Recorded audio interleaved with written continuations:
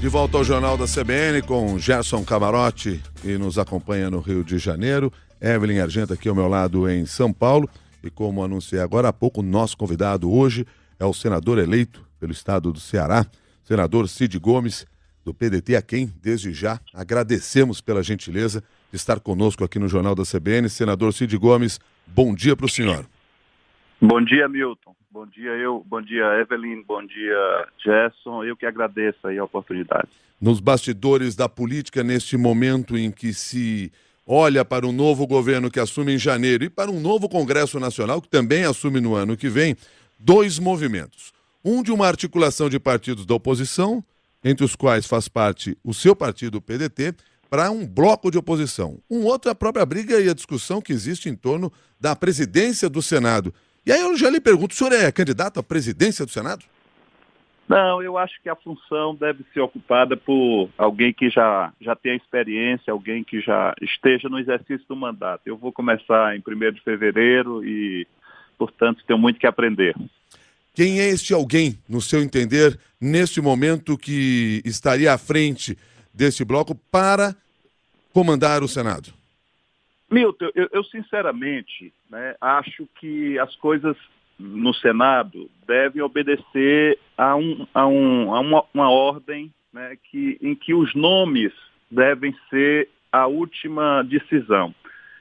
Nós estamos, sim, em dois movimentos. Um primeiro movimento é um movimento de consolidar, formalizar, e isso efetivamente só acontece quando todos apoiam a sua assinatura, um bloco que seria formado, se Deus quiser, será formado pela Rede, que é um partido que elegeu 5 senadores, reelegeu o Randolph pelo Amapá e elegeu mais 4 novos senadores, o PDT, que já tem no exercício do mandato 2 senadores, a senadora Kátia e um senador por Rondônia, e elegeu 2 novos senadores, o Everton pelo Maranhão e eu aqui pelo Ceará.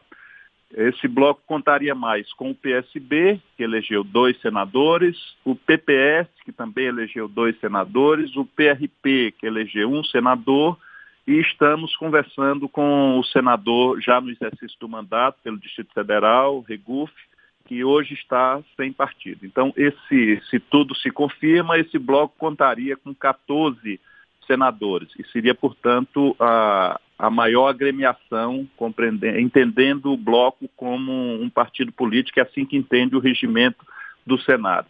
E aí, na sequência, esse seria o primeiro passo. Na sequência, nós, embora isso já aconteça em paralelo, conversaremos com outros partidos que sejam adeptos da seguinte tese: nem serão situação automática, aqueles que se comportarão concordando com todas as iniciativas do Executivo, nem serão também oposição sistemática, aqueles que se comportam da forma em que toda iniciativa do Executivo será uma iniciativa contestada.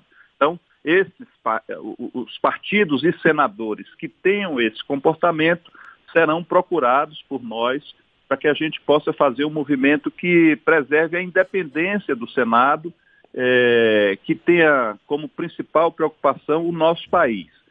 Se uma iniciativa do Executivo, do futuro governo Bolsonaro, for uma iniciativa boa, muito bem, nós não teremos o preconceito de rejeitá-la só porque for uma iniciativa do Executivo. E também não teremos uma posição de apoio a qualquer que seja a iniciativa do Executivo.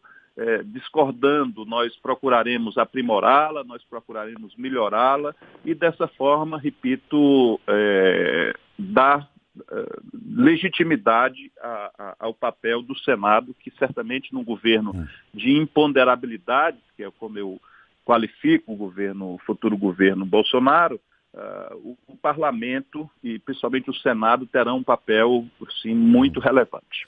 Agora, por último, definiremos nomes. Cada um desses partidos ou blocos que integrem e que tenham essa motivação, nem oposição sistemática, nem situação automática, apresentam seus nomes e a gente imagina um critério de definição para unificação em torno de um nome só ou de uma chapa só que compõe a mesa diretora e também já veja participação em comissões temáticas, que é certamente um papel, um espaço onde o mandato dos senadores se exerce na maior plenitude. Agora, senador, ontem o senador eleito Flávio Bolsonaro falou que não cogita ali apoio ao Renan Calheiros, né? Então o grupo ali político ligado ao presidente eleito Jair Bolsonaro não cogita apoio ao Renan Calheiros, acho que não é o momento ali do Renan Calheiros, até porque representa um passado. Eu soube que o senhor conversou também com o senador Renan Calheiros, também achando que ele não deveria ser candidato agora. Como é que foi essa conversa, hein? Bom, eu estou vendo que pelo menos tenho com o senador Flávio Bolsonaro um ponto em comum, né? Eu sempre fui, Gerson, bom dia a você, eu sempre fui uma pessoa que acreditei que sinceridade é a melhor forma de você se comportar na vida pública. As pessoas tenham clareza do seu pensamento, para que a gente não fique pensando uma coisa e dizendo outra, né? Então, assim, da forma mais gentil possível, eu primeiro disse ao senador Renan que esse movimento não deve ser confundido como um movimento contra uma eventual candidatura dele. Quer dizer, nós não fazemos a política da negação. E, na sequência, numa outra conversa que eu tive com ele, eu disse que, acho que nesse momento, uma candidatura dele não seria o adequado. As coisas são, assim, de certa forma, desagradáveis de se dizer, às vezes franqueza e sinceridade demais chocam, mas eu, com todo jeito, com todo tato, sem querer ser agressivo, não é essa a minha intenção, realmente falei isso para ele, que acho que agora não é a oportunidade. Ele renovou o seu mandato, terá 8 anos, já foi 4 vezes presidente da Câmara, ou do Senado, desculpe, e certamente terá oportunidades no futuro. Essa é a minha opinião. Manifestei de forma sincera para ele. Fala, Gerson. Não, eu queria fazer uma outra questão, senador. O senhor fez durante a campanha do segundo turno, o senhor cobrou uma autocrítica do Partido dos Trabalhadores, que o PT fizesse uma meia-culpa num discurso que ganhou muita visibilidade. E aí eu volto a lhe perguntar, não houve essa autocrítica, inclusive no texto que foi elaborado agora recentemente. Como é que o senhor avalia? O PT ele não conseguiu entender o recado das urnas, o senhor que fez essa cobrança, teve também o Mano Brown também que fez uma cobrança pública ao Partido dos Trabalhadores. Como é que o senhor avalia, como é que será a relação do PT com vocês e com esse novo bloco que está sendo formado no Senado Federal? Olha, eu considero assim, o PT um partido em si mesmado. Para eles, o Brasil é um acessório, o Brasil não está em primeiro lugar, né? Quando eu fiz a fala que você fez referência, foi junto a um grupo que reunia lideranças do meu partido, o PDT, e lideranças do PT. E eu fiz na melhor das boas intenções. Eu com sinceridade, eu acho que isso é óbvio, né?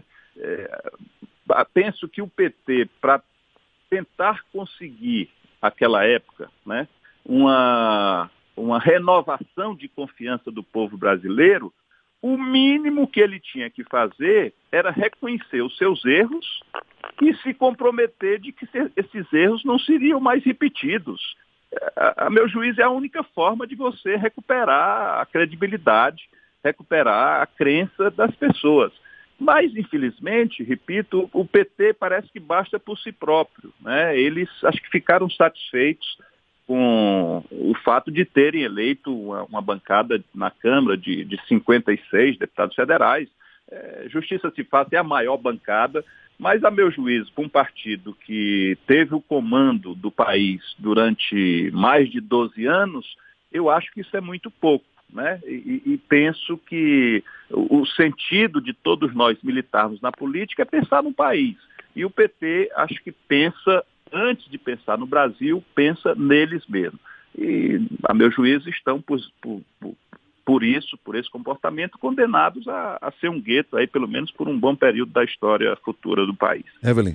Senador, em uma entrevista que ainda quando era candidato à presidência, Fernando Haddad, uma entrevista aqui para o Jornal da CBN, fez uma autocrítica, dizendo que o PT precisava voltar para suas bases, muito baseado nesse comentário do Mano Brown que o Gerson Camarote citou agora há pouco. Que tipo de autocrítica vocês esperam do PT? Referente à corrupção, exatamente? Eu acho que sim. Bom, mas veja bem, isso são águas passadas. Eu estou falando de um momento em que o Haddad disputava o segundo turno das eleições. E, a meu juízo, eu diferencio um pouco o Haddad do PT, né? E acho que ele mesmo tem essa diferença. Eu ouvi da boca do Haddad, há um ano e pouco atrás, uma afirmação dizendo que o PT não, uma afirmação dele, Haddad, dizendo que o PT não o considerava orgânico ao PT, certo? E que muito pouco provável, à época, dizia ele, ele seria alçado à condição de candidato à presidência do PT. Isso foi dito por ele há um ano atrás. As coisas mudaram, ficaram sem alternativa e ele acabou saindo candidato. E eu, de fato, diferencio o Haddad da média do PT. E quando falei o que falei referente à corrupção mesmo. Eu digo, sim, eu não quero fazer cavalo de batalha com o PT. Eu acho que o PT, sinceramente, não é o nosso adversário. Eu acho que a gente vai ter que ter uma postura de vigilância, dando um crédito de confiança, torcendo para que o governo Bolsonaro acerte. E esse deve ser o foco das nossas preocupações, né? Como é que se faz, então, um bloco de oposição sem o PT junto? Porque, a meu juízo, o PT continua na postura do quanto pior, melhor. Ele fará, isso tem sido as manifestações todas das suas lideranças, uma oposição ao governo Bolsonaro, qualquer que seja a iniciativa do governo Bolsonaro. Nós somos, de partida, um partido de oposição, mas teremos o cuidado, o zelo, a preocupação com o país de analisar as propostas que venham do Executivo. Se forem propostas boas para o país, nós não teremos a posição simplória, né, a posição oportunística de simplesmente ser contra para tentar manter um espaço de oposição. Como é que o senhor analisa a forma como está sendo construído o governo Bolsonaro, as medidas que estão sendo tomadas, formação de ministérios? Bom, repito, eu acho que a gente deve dar um crédito de confiança a quem está chegando. Afinal de contas, quem está chegando obteve a maioria da preferência do povo brasileiro. E democracia é isso, é respeito ao resultado das urnas. Então, eu quero me despir de qualquer preconceito que, obviamente, diferenças que, obviamente, tenho em relação ao governo Bolsonaro. Sinceramente, torcendo para acertar, torcendo para que dê certo. Ele está no comando de um país em que nós somos passageiros, né, para adotar aí uma referência que o Ciro já usou, e se tem alguém dirigindo essa nave, esse avião, a gente está dentro, a gente está dependendo do sucesso, do êxito da condução. Mas, assim, com todas essas ressalvas, eu vejo com preocupações. Por isso, para não exagerar na conta, né, eu acho que será um governo do imponderável. Penso que ele, Bolsonaro, tem uma formação até pela academia militar nacionalista e escolheu um ultraliberal de uma escola que já está em desuso e que não é praticada por nenhum país do mundo, né? criado o futuro ministro da Economia, com muitos poderes, com poderes para escolher todos os seus assessores, é o que a gente tem visto, e eu sinceramente acho que esse conflito de formação ideológica fará com que haja um desentendimento, né, num espaço muito curto de tempo em relação ao presidente e o seu ministro da Economia. Penso que a escolha do ministro da Justiça é uma escolha muito voltada para o marketing, né? Está sob a liderança do ministro da Justiça de volta a questão da segurança pública, que é um tema pelo qual principalmente os eleitores do Bolsonaro guardam muita expectativa. Acho que o Moro tem zero experiência em relação à segurança pública, que é o tema que aflige as pessoas no seu dia a dia.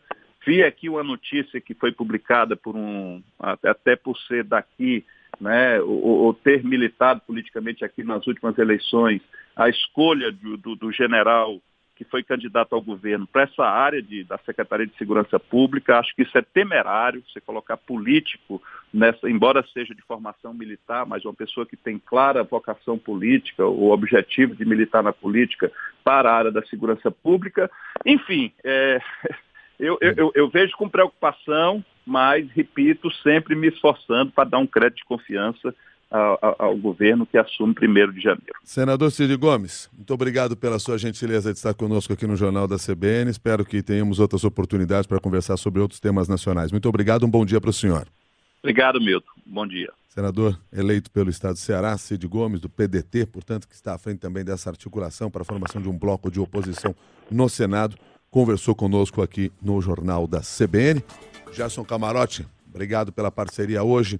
Amanhã a gente volta. Até mais. Obrigado, Milton. Obrigado, Evelyn. Um bom dia a todos. Até mais. Até mais.